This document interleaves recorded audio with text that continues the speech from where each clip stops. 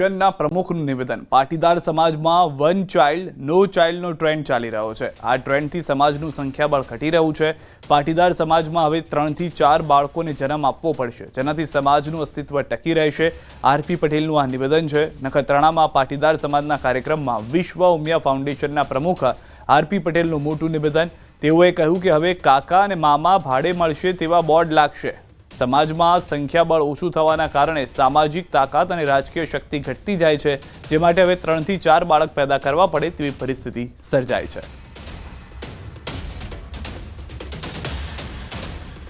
ધીમે ધીમે સમાજનો સંખ્યાબળ ઘટતું જાય છે। આ વિશે ક્યારે ચર્ચા કરીએ છીએ તમારી કારોબારી કે જનરલ મીટિંગની અંદર, પણ હું માનું છું સાહેબ ત્યાં સુધી આની ચર્ચા નહીં થઈ હોય, કારણ કે સમાજનું સંખ્યાબળ ઘટે છે અને સંખ્યાબળ જ્યારે ઘટે છે ત્યારે ઓટોમેટિક એ સામાજિક તાકાત ઘટે છે, અને સામાજિક તાકાત ઘટે છે ને ત્યારે રાજકીય શક્તિ પણ ઘટી જાય છે। રાજકીય શક્તિ ઘટે એટલે ઓટોમેટિક તમારી સનાતની શક્તિ ઘટે અને ધીમે ધીમે ધીમે તમે તમારા અસ્તિત્વ માટે પણ લડવું પડે એ પરિસ્થિતિનું નિર્માણ થાય છે। ભ્રૂણ હત્યાનું દૂષણ આપણા સમાજની અંદર ઘણું મોટું ચાલ્યું। ધીમે ધીમે જાગૃત આવી તો ભ્રૂણ હત્યા બંધ થઈ, તો એક નવો જે ટ્રેન્ડ જે ચાલુ થયો છે, વન ચાઇલ્ડનો ટ્રેન્ડ ચાલુ થયો। વન ચાઇલ્ડ અને ઘણા વળી પરિવારો તો જેટલા સોફિસ્ટિક બન્યા છે એની અંદર હવે નો ચાઇલ્ડનો ટ્રેન્ડ ચાલુ થયો છે। નો ચાઇલ્ડ ક્યાં જઈશું ને ક્યાં અટકીશું ને એ ખબર નથી પડતી। એટલે સમાજે કોઈ પણ મીટિંગની અંદર આ વાતની નોંધ અને ચર્ચા 100% લેવી પડશે કે હવે આપણા દીકરા દીકરીઓને કહેવી પડશે કે ઓછામાં ઓછા 3 થી 4 બાળકો તો જોઈશે જ। આપણા દાદાઓને યાદ કરો, 7, 8, 9 ભાઈ બહેન હતા આપણે, અને આજે પરિસ્થિતિ બદલાઈ છે।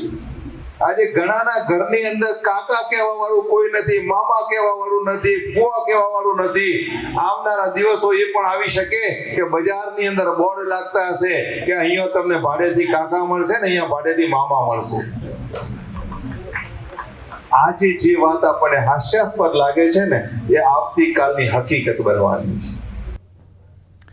તો પાટીદાર અગ્રણી અલ્પેશ કથિરિયાની પ્રતિક્રિયા। વન ચાઇલ્ડ નો ચાઇલ્ડનો ટ્રેન્ડ અંગે પ્રતિક્રિયા। આરપી પટેલના નિવેદનને સમર્થન આપ્યું। કુટુંબ વ્યવસ્થાનો નાશ ન થવો જોઈએ। વન ચાઇલ્ડના કારણે સભ્ય સમાજની વ્યવસ્થાનો નાશ થશે। કુટુંબ વ્યવસ્થા પણ આર્થિક રીતે પછાત થશે। કુટુંબોએ પણ ઉભરીને આગળ આવવું જોઈએ। પરિવારો પર આર્થિક બોજો ન પડે તે માટે પણ વિચારવું જોઈએ। આજના યુવાનોમાં ફેમિલી પ્લાનિંગમાં નો ચાઇલ્ડ વન ચાઇલ્ડની જે પોલિસી ચાલી રહી છે, જેનાથી સભ્ય સમાજની વ્યવસ્થા ઘટશે, કુટુંબ વ્યવસ્થાનો પણ નાશ થશે અને ઘણા બધા પ્રશ્નો જે ભવિષ્યમાં સર્જાવાના છે એનાથી અત્યારે જ જાગવું ખૂબ જરૂરી છે કે જેથી કોઈ પણ હિન્દુ સમાજની વ્યવસ્થાનો નાશ ન થાય અને હિન્દુઓની જે વસ્તીમાં ઘટાડો થઈ રહ્યો છે એ ઘટાડો પણ ન થાય અને સમાજની વ્યવસ્થા પણ જળવાઈ રહે અને કુટુંબની વ્યવસ્થા પણ જળવાઈ રહે।